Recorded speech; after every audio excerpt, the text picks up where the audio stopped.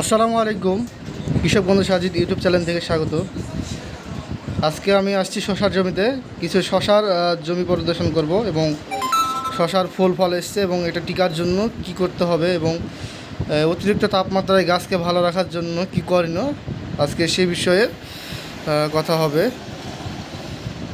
তো এই শশার গাছে এখন ফুল এসছে। গত দিন শশা তোলা হয়েছে, এখন ফুল আছে। এটা হয়তো 1-2 দিন পরে আবার এটা তোলা যাবে। হয়তো আমার ক্যামেরায় ভালো করে বোঝা যাচ্ছে না, ফুল দেখা যাচ্ছে, অনেক অনেক ফুল আছে গাছে।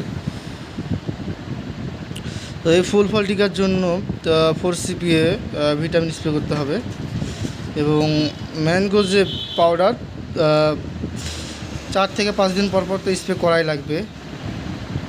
আর এই যে অতিরিক্ত তাপমাত্রা, এই তাপমাত্রায় গাছকে ঠান্ডা রাখতে ম্যানকোজেব মেটাল এক্সেল, সিলেটেড জিঙ্ক এবং বোরন স্প্রে করতে হবে।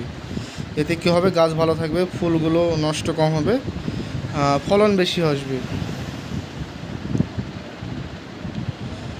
ধন্যবাদ, সবাই ভালো থাকবেন এবং চ্যানেলটিকে সাবস্ক্রাইব করুন।